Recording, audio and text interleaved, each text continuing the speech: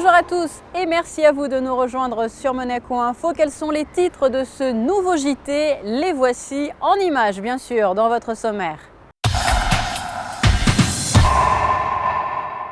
Au CHPG, les vœux pour la nouvelle année ont été présentés en présence de son Altesse Sérénissime, le Prince Albert II. Vous comprendrez pourquoi Joël Garreau est à l'honneur. La direction du tourisme et des congrès a dressé sa feuille de route pour l'année 2016. Une conférence avec pour thème la géopolitique vient d'avoir lieu au lycée technique et hôtelier de Monte-Carlo. De son côté, Jean-Christophe Ruffin était l'invité de la Fondation Prince-Pierre au Théâtre des Variétés.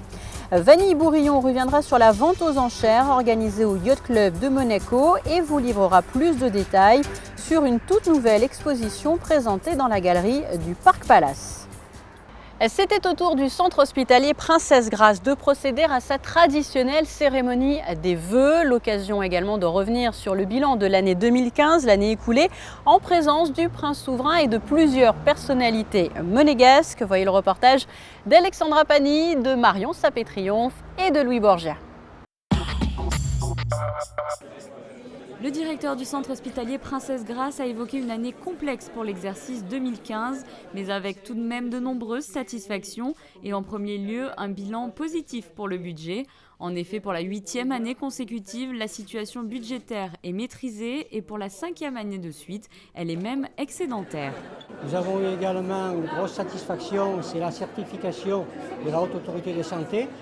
L'établissement a été certifié sans réserve, sans recommandation. Nous sommes le seul établissement en France à avoir un tel niveau de reconnaissance pour un établissement, bien entendu, de la grandeur du nôtre. Ensuite, nous avons eu beaucoup de travaux, et notamment le gros dossier de construction du nouvel hôpital, qui était un dossier complexe, mais qui était nécessaire pour permettre à l'établissement d'être toujours un centre d'excellence. Et puis enfin, je crois qu'on avait fait des recrutements de grande qualité, parce que je suis persuadé qu'il n'y a pas de bons médecins, il n'y a pas de bon hôpital s'il n'y a pas de bons médecins. Et donc nous avons recruté 2 professeurs agrégés, le professeur Carbone qui était avant l'hôpital Trousseau à Paris, qui a pris la chefferie de service de la maternité, et le professeur Rouquette, qui était à l'hôpital Saint-Joseph à Paris et qui a pris la tête de l'anesthésie-réanimation. Hormis les grands travaux du nouvel hôpital, le centre hospitalier va connaître en 2016 de nombreux changements et notamment avec le départ en retraite de 3 chefs de service, les professeurs Ferrari, Chocnet et Ritt. De nouveaux aménagements de pointe verront également le jour. Il va y avoir beaucoup de chantiers, création d'un service de soins palliatifs, rénovation de l'hémodialyse, de la médecine nucléaire, ouverture d'un centre de consultation à Tamaris. Et puis, comme j'ai eu l'occasion de le dire, en 2016, ça va être l'ouverture du CHPG à l'international avec 2 gros projets. Le premier, c'est l'ouverture d'une unité de check-up, donc qui va nous permettre d'attirer une clientèle internationale à Monaco, ce qui nous avait été demandé par le Conseil supérieur d'attractivité. Et deuxième gros projet, c'est le partenariat avec la Pennsylvanie. Nous avons des locaux qui ont été créés à Tamaris et donc qui vont faire l'objet d'une ouverture au mois de février. Et donc ça va nous permettre d'intensifier nos relations avec cet établissement. Je rappelle que la Pennsylvanie vient d'être choisie aux États-Unis, enfin l'université du DuPage, comme la référente pour la prise en charge de la recherche en cancérologie. Donc ce partenariat était tout trouvé. Et quelques minutes avant cette cérémonie des vœux, le prince souverain, accompagné du directeur du centre hospitalier Princesse Grace, a pu découvrir en toute intimité une œuvre de l'artiste Kees Verkade représentant le prince Régnier III. Ce buste est situé dans le hall d'accueil du centre de gérontologie Régnier III. C'est un hommage à ses 45 ans de carrière et à sa grande générosité. Le chef du restaurant étoilé, le Vistamar, Joël Garreau, a été décoré. Il est devenu chevalier dans l'ordre national du mérite, une décoration décernée par le président de la République française, remise par l'ambassadeur de France à Monaco en présence de son Altesse Sérénissime, le Prince Albert II. Alexandra Pani, Serge Prémont et Éric Pocoy reviennent dans ce reportage sur ce grand amoureux de la gastronomie. Joël Garreau, au nom du président de la République, nous vous faisons chevalier de l'ordre national du mérite. Officiels, chefs de cuisine, amis, ils sont venus nombreux saluer la carrière de ce passionné de gastronomie. Depuis plus de 45 ans, le chef étoilé Joël Garreau a su proposer à ses clients une cuisine élaborée, tournée autour des produits des différentes régions qui l'ont accueilli.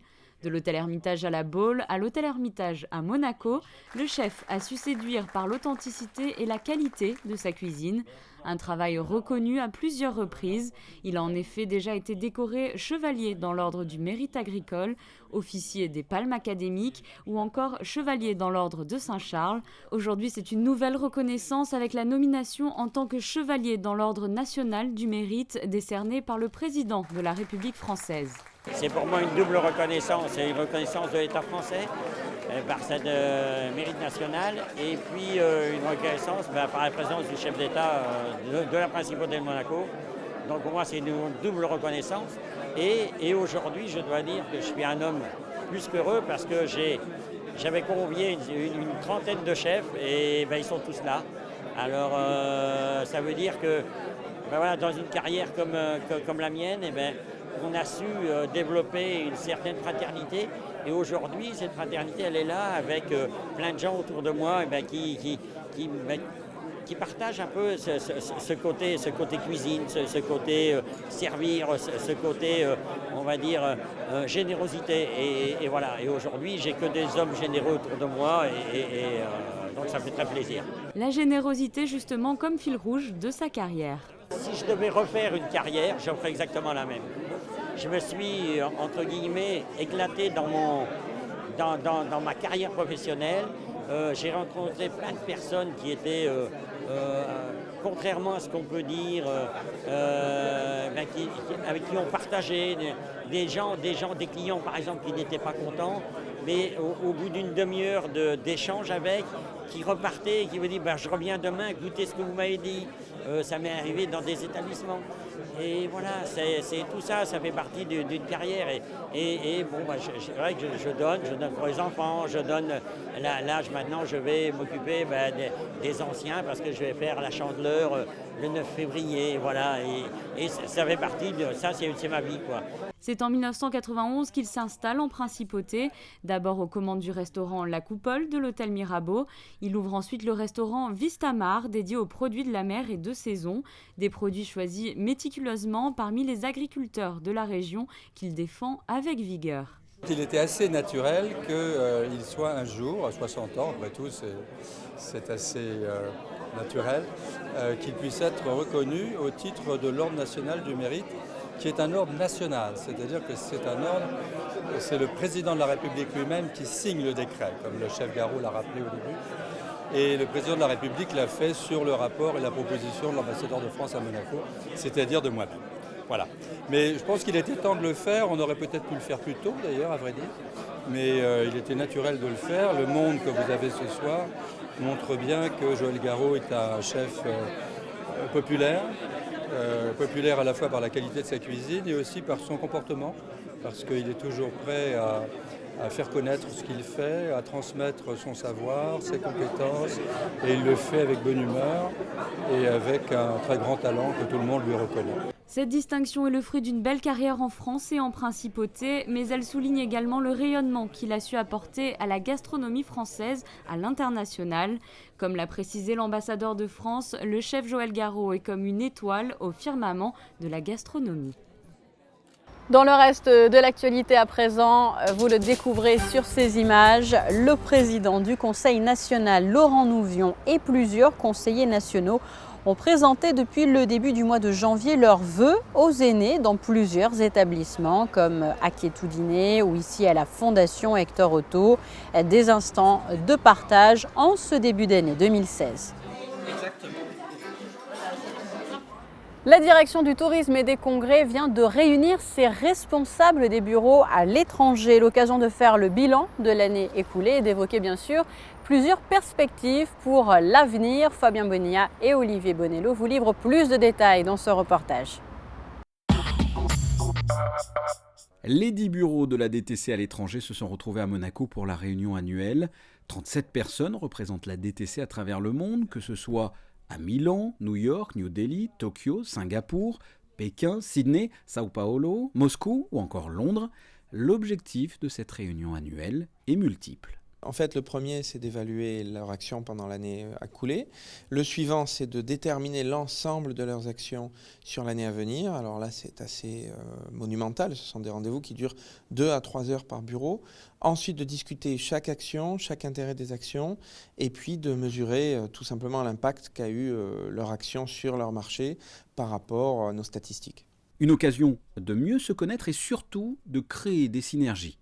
C'est aussi l'occasion humaine d'abord de faire se rencontrer tout le monde et puis surtout de les faire travailler ensemble. Donc on a les Indiens qui travaillent avec les Australiens, avec les Russes, avec les Américains pour déterminer quelles peuvent être les meilleures pratiques. Et ça c'est énorme, quelles ont été les plus belles opérations, comment on pourrait les reproduire d'un pays à l'autre. Des fois on fait des opérations sublimes au Japon qu'on pourrait parfaitement reproduire en Inde ou alors des opérations magnifiques en Angleterre qu'on pourrait reproduire en Italie. Et tout ça c'est un échange et puis un échange humain magnifique et en même temps c'est l'occasion pour tous les acteurs du tourisme en principauté de rencontrer ces gens des bureaux de représentation qu'ils ne voient pas si souvent et qui ont l'occasion de pouvoir leur dire voilà ce que nous faisons sur le marché, comment pouvons-nous vous être utiles.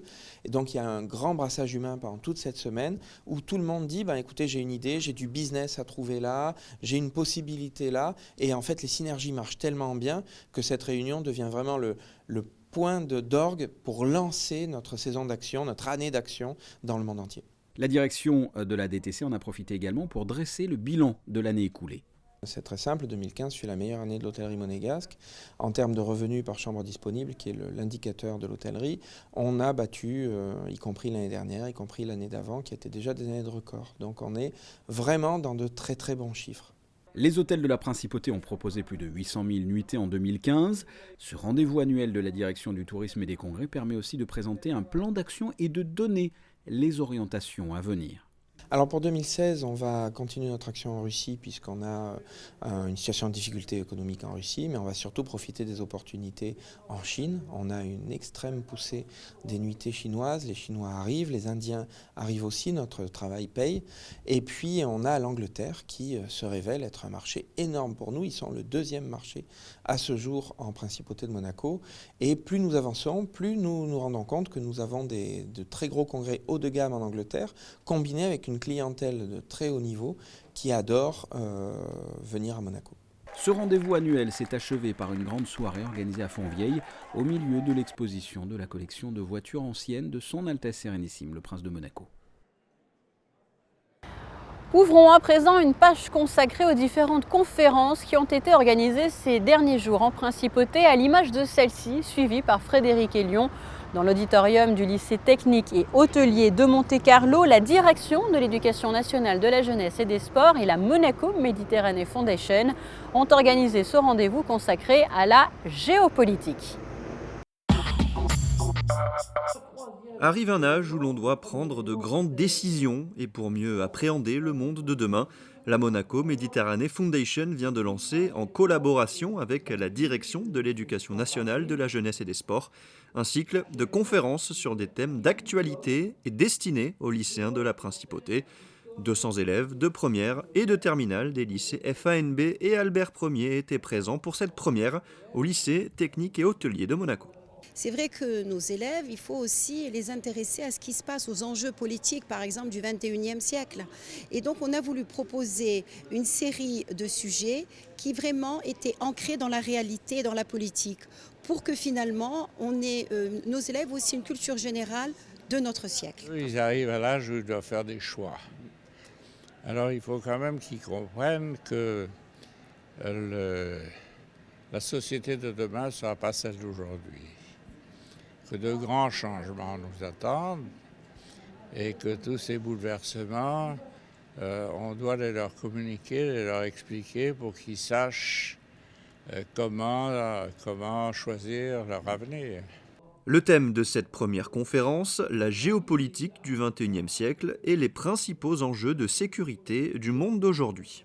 Les conflits en général et les conflits armés sont hélas une récurrence de la vie humaine, une régularité de la vie humaine, mais que dans la société internationale d'aujourd'hui, ils revêtent des formes particulières. Alors ces formes particulières, ça peut être de nouvelles logiques d'affrontement entre les États, ça peut être ce qu'on appelle des guerres asymétriques, c'est-à-dire entre des États et puis des entités qui n'en sont pas, comme par exemple au Moyen-Orient, en Afrique, en Afghanistan, etc.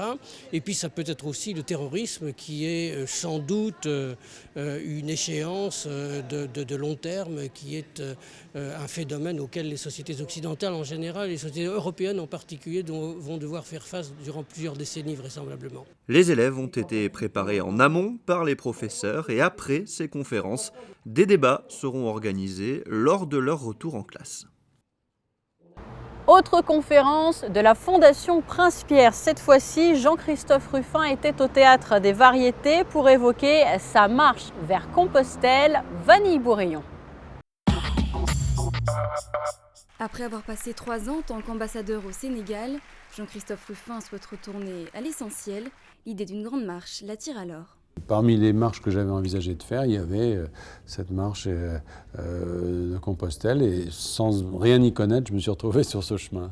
Un parcours de 800 km au cours duquel il a fait des rencontres.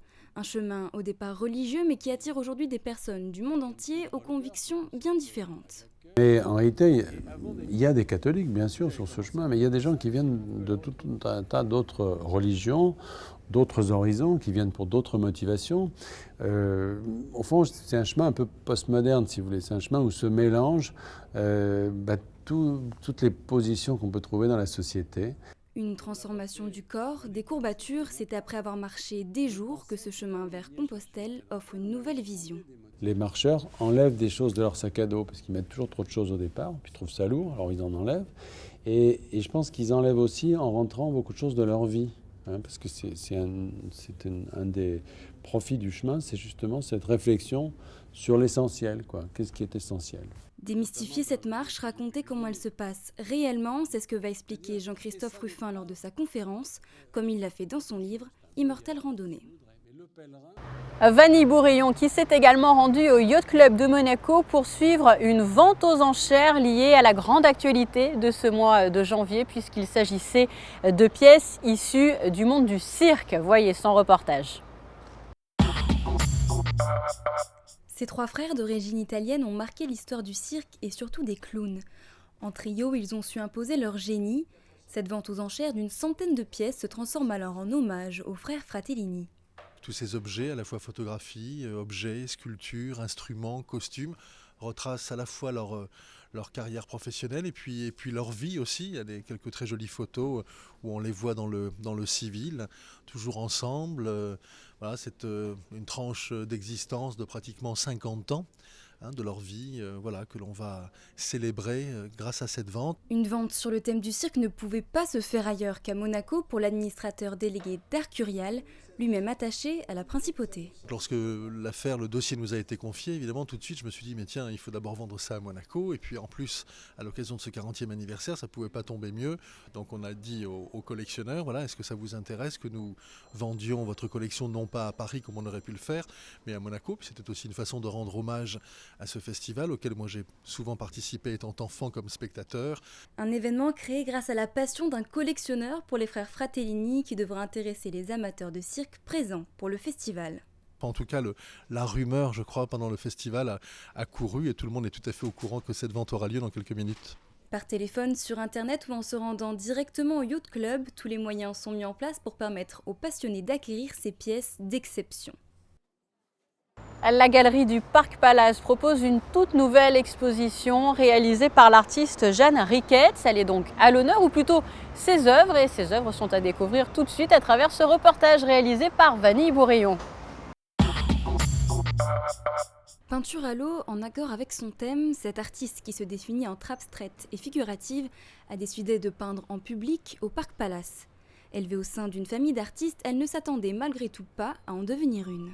J'étais toujours dans le déni jusqu'à l'âge de peut-être 18 ans, 17 ans, où ma prof d'art m'a dit que si je n'allais pas le faire, j'allais devenir dépressive et que j'allais jamais être comblée si je n'allais pas faire quelque chose de créatif. Sea Soul, c'est le nom de son exposition. Ces 2 grandes œuvres ont été extraites d'un panneau de 80 mètres de vague qu'elle a peint en 3 jours. Des peintures qu'elle a réalisées, comme le sous-entend leur nom, avec son âme. Je trouve que le corps, c'est quelque chose de sacré. Et le corps invisible est aussi... c'est un univers qui me fascine. Le corps physique, au bout d'un moment, ça m'ennuie parce que ça a déjà été décliné de milliards de façons, magnifiquement bien. Mais je voulais faire autre chose. Je voulais aller plus loin. Native de Paris, elle a grandi à Monaco et associe ses premiers souvenirs à la principauté. C'est ici qu'elle développe son art. Je vois en Monaco une chance de montrer des concepts. Je visualise des concepts qui n'existent nulle part encore dans le monde, ou peut-être que je n'ai pas conscience, mais j'ai assez vérifié les scènes à Berlin, à Londres, à Paris. J'ai vu ce qui se fait là-bas et j'ai vu un peu le manque par rapport aux possibilités qu'on a ici et le foisonnement et l'énergie qu'on a ici, que tous les grands artistes ont puisé d'ailleurs. Jeanne Riquette souhaite marquer l'art monégasque de son coup de pinceau et encore plus de son âme d'artiste. Voilà pour l'essentiel de l'actualité. Je vous propose à présent de passer aux effets du ciel pour les jours à venir.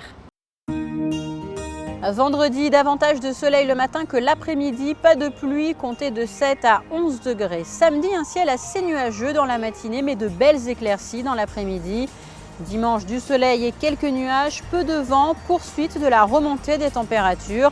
Et puis lundi, un temps très clément, un soleil un peu voilé en cours de journée, jusqu'à 15 degrés pour les maximales. Ce journal est terminé, merci à vous de l'avoir suivi. Je vous laisse à présent avec la suite de votre programme sur Monaco Info. Et vous le savez bien sûr, l'actualité, c'est aussi sur le www.monacochannel.mc. À très vite.